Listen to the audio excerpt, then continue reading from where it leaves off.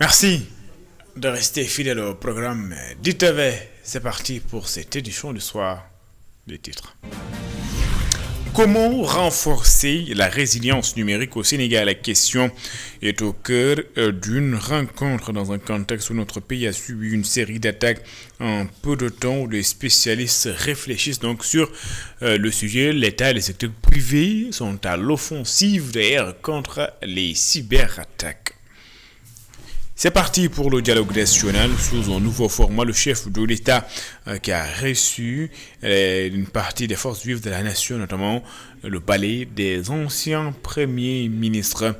L'opposition qui a décidé, ou une partie de l'opposition qui a décidé donc de boycotter la rencontre. Du côté de l'opinion légale également, l'on estime que le chef de l'État ne devrait pas donc prendre cette démarche, mais pour d'autres, le président de la République, c'est ce qu'il fait. Pape Bouna-Thiaw a dévoilé, lui, la liste des 28 joueurs qui devraient faire partie de l'aventure de la Coupe du Monde. Le sélectionneur de l'équipe nationale du Sénégal a gardé son ossature. Voilà pour les titres. Le développement, c'est dans une poignée de secondes.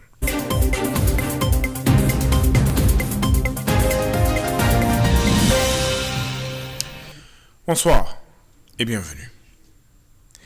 Dans un contexte marqué par la recrudescence des cyberattaques et l'accélération de la transformation digitale, les acteurs du secteur public et privé réfléchissent aux stratégies à mettre en place. C'est pour renforcer la sécurité numérique. Un atelier d'ailleurs stratégique consacré aux enjeux de la cybersécurité, de la souveraineté numérique et de la protection des infrastructures critiques a réuni experts responsables du secteur à l'initiative d'Esté Larix. C'était en présence d'Elisabeth Grastine et de Mafal Fall. Une bonne partie, pour ne pas dire la crème.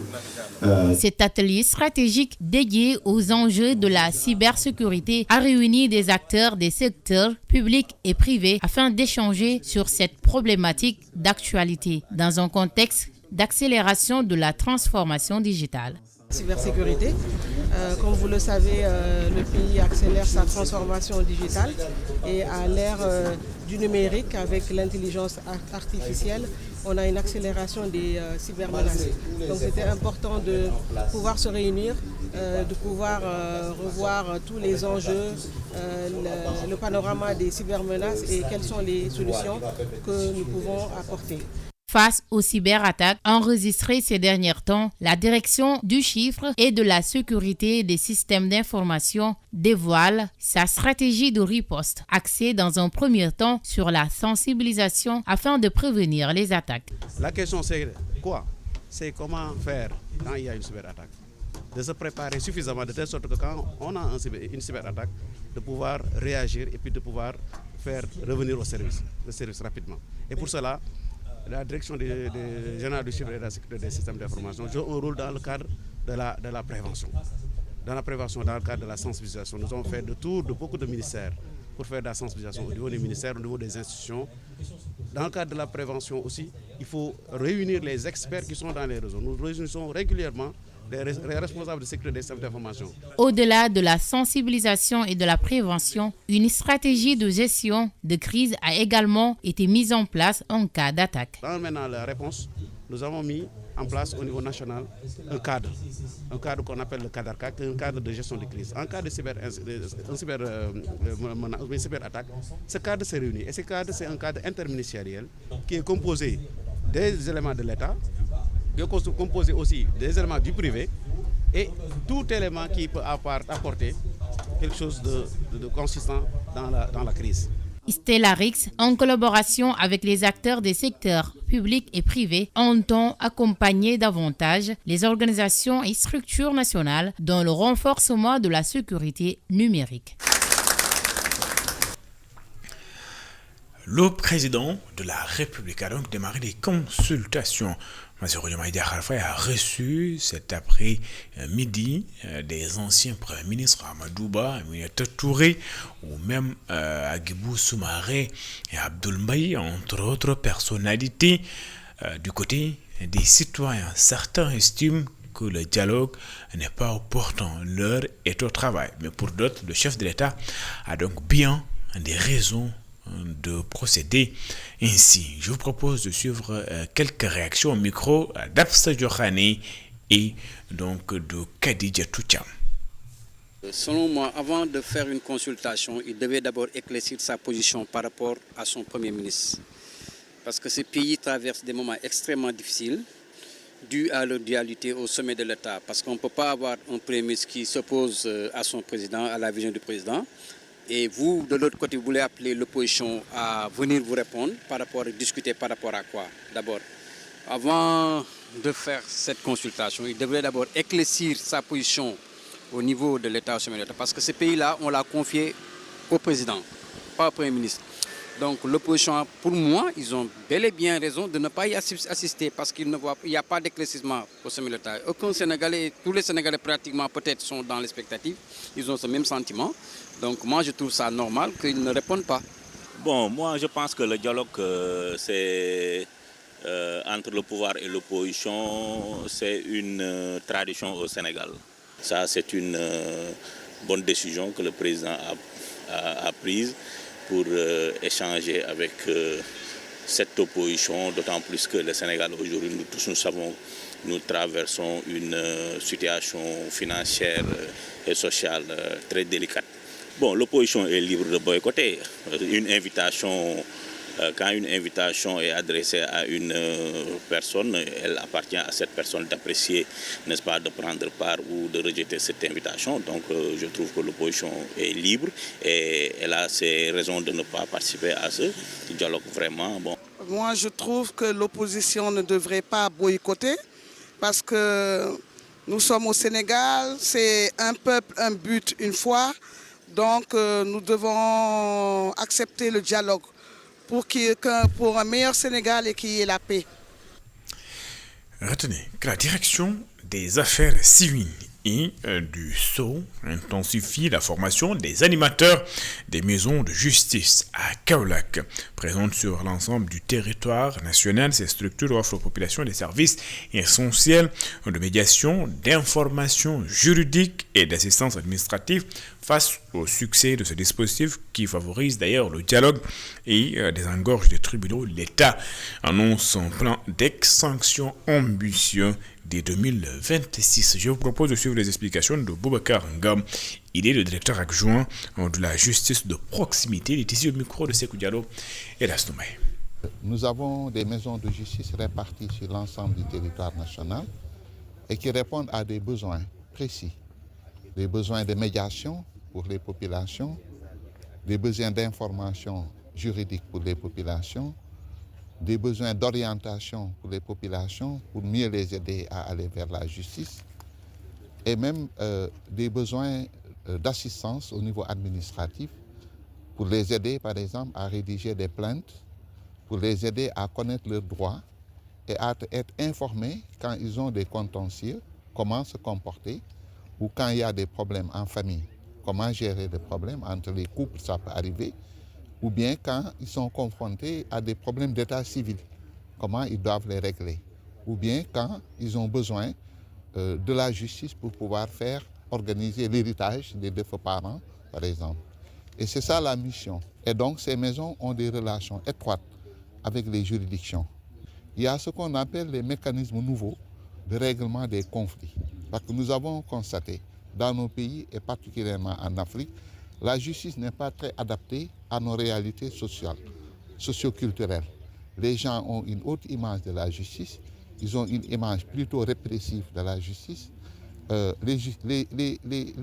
Les magistrats sont là, ils font correctement leur travail, mais souvent les citoyens ne comprennent pas la mission des juges. La première pierre du projet Ville Verte a été posée au pôle urbain du Lac-Rose, fruit donc d'un partenariat public-privé entre l'État du Sénégal via la DGPU et Orascom. Ce projet ambitionne de transformer le Lac-Rose en une ville moderne et durable. La Ville Verte est accueillie par les autorités locales comme une opportunité majeure sur le plan structurel, économique et environnemental. Babacar Seck. La ville verte du pôle urbain du Lac-Rose est entrée dans sa phase active avec la pose de la première pierre. Ce projet va s'étendre sur une surface de 216 hectares avec des milliers de logements et une zone industrielle. La finalité du projet, c'est de créer 10 000 logements, mais pas seulement 10 000 logements, c'est de créer aussi un cadre de vie avec des infrastructures, des équipements collectifs, que ce soit des infrastructures d'éducation, de santé, mais aussi tout ce qui est des infrastructures de loisirs, des espaces verts, pour en faire une ville intégrée, pas seulement un dortoir, mais quelque part où on peut vivre et travailler. La ville verte sera un maillon essentiel dans le développement du pôle urbain et la préservation du lac Rose, selon le délégué général. Parce qu'aujourd'hui, le lac Rose est un patrimoine national et international que nous devons protéger. Et le danger imminent sur le lac Rose, c'est l'urbanisation non contrôlée.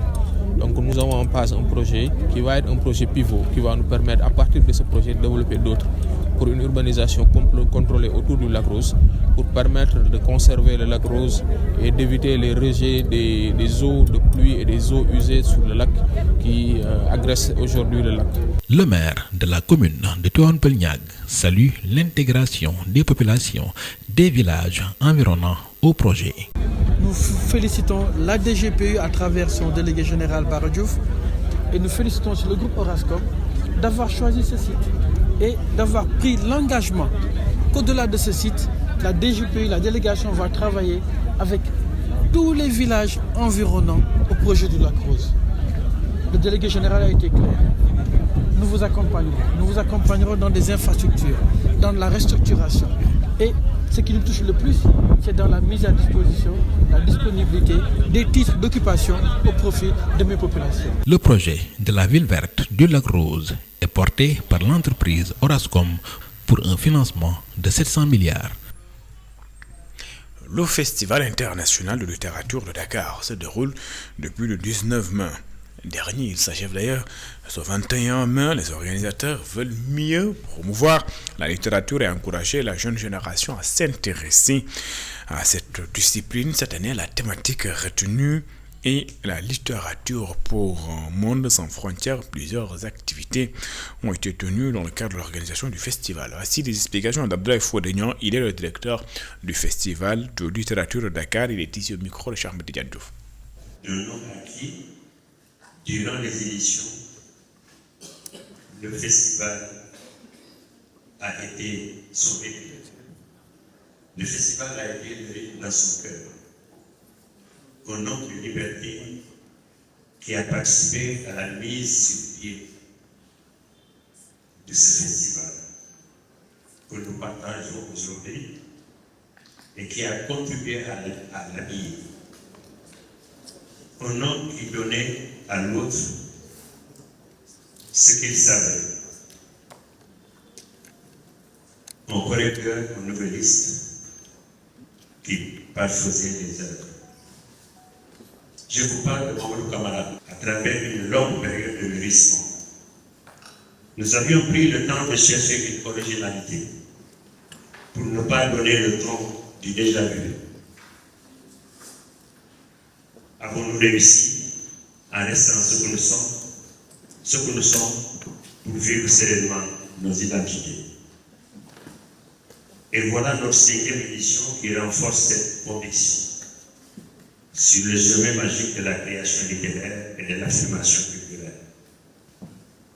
Nos actions se mesurent par l'enthousiasme et la persuasion des uns et des autres qui participent à son rayonnement.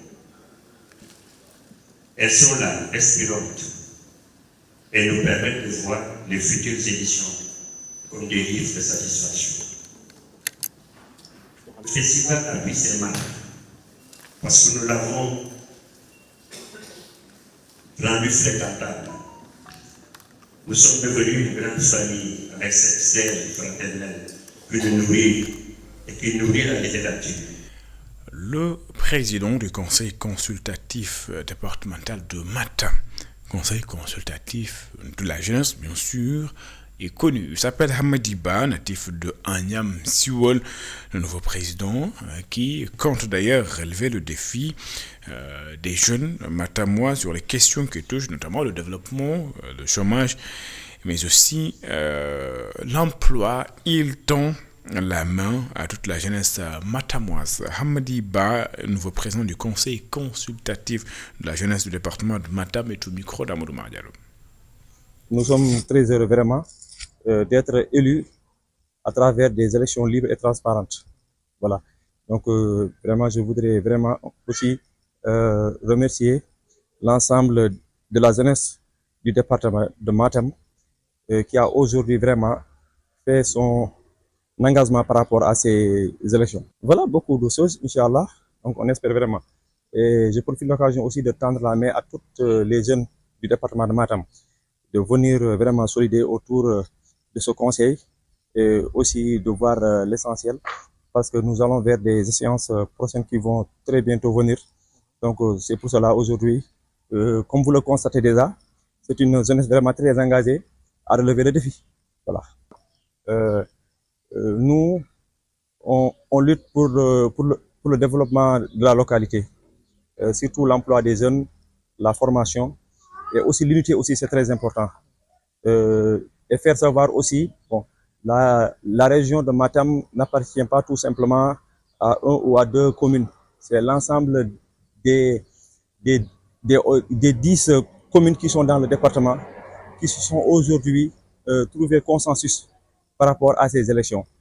Voilà, à cela aussi, je lance un appel solennel à toutes les autorités administratives et aussi les autorités du développement local.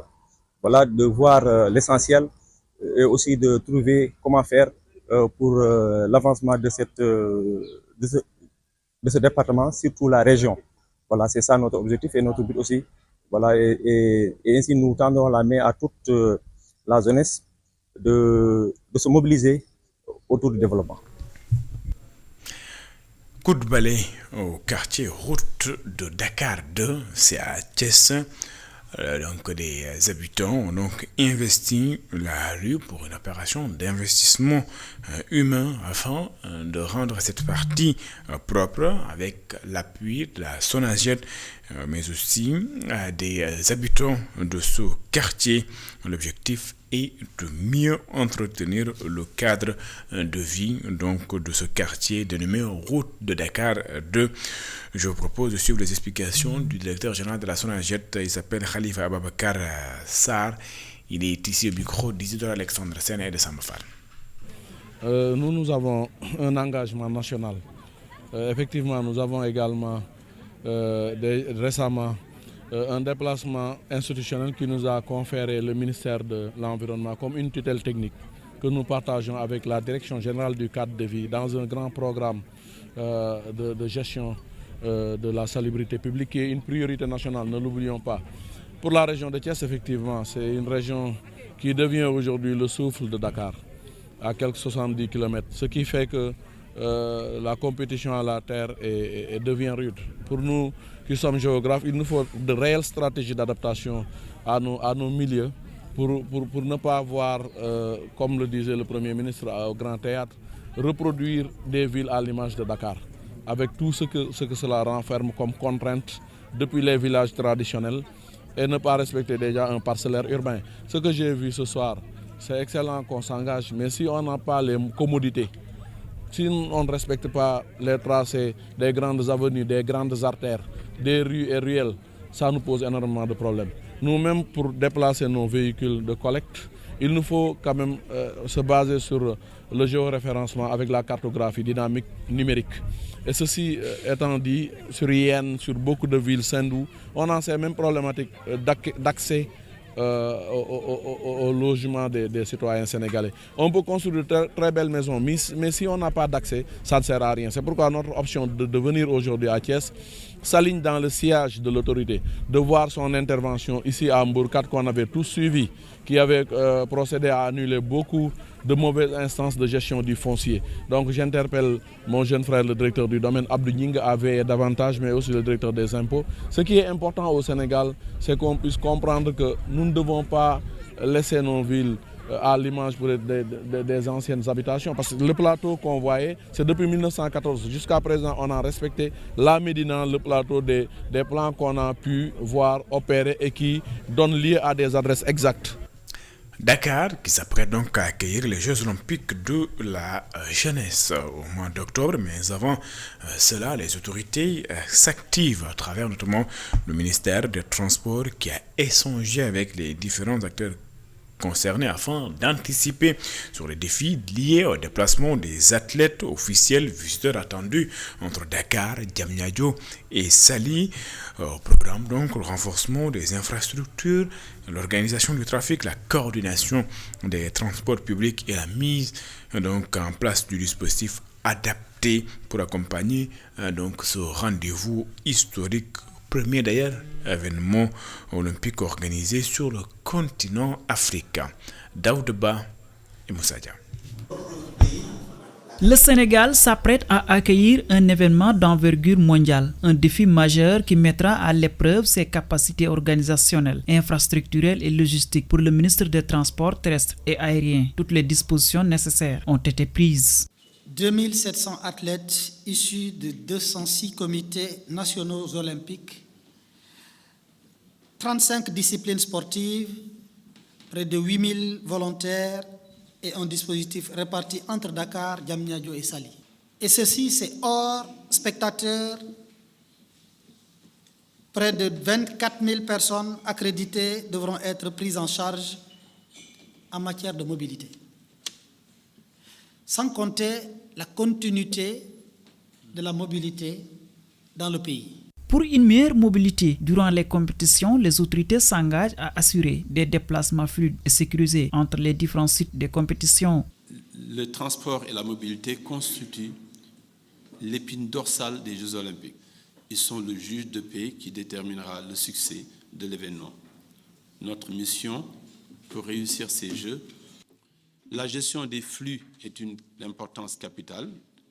Accueillir des milliers de personnes, de spectateurs, de médias, comme le rappelait le coordinateur tout à l'heure, exige des infrastructures capables d'absorber des pics d'affluence records tout en garantissant une sécurité totale. À quelques mois des Jeux Olympiques Dakar 2026, le Sénégal veut faire de ses compétitions de la jeunesse une vitrine de son savoir-faire organisationnel et de sa capacité à acquérir les grands rendez-vous internationaux. Je le disais en titre, Pape Bouna Diaw a donc dévoilé ce matin la liste de 28 joueurs sélectionnés pour la Coupe du Monde. Le sélectionneur de l'équipe nationale du Sénégal qui a donc maintenu son ossature, l'ossature de l'équipe vainqueur de la Coupe d'Afrique des Nations 2025 au Maroc. Il a également appelé de nouveaux joueurs comme Bara Sapoko Ndiaye, Moustapha Mbow pour renforcer son effectif.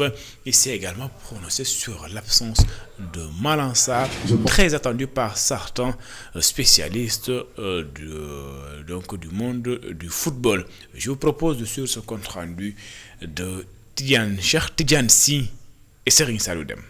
Parce qu'on fait partie des listes attendues dans le monde.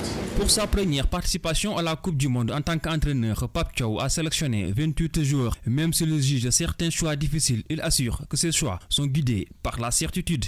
Ça n'a pas été difficile.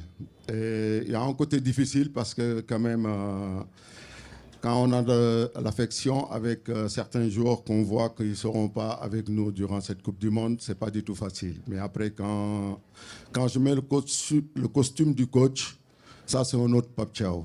Donc je pense que j'avais mes certitudes. Éloigné des terrains depuis 2 mois à cause d'une blessure, le capitaine Koulibaly est sur la liste de Pape Thiaw, qui affirme par ailleurs l'importance de Koulibaly au sein de la tanière. Kalidou Koulibaly, déjà, c'est le ciment de cette sélection.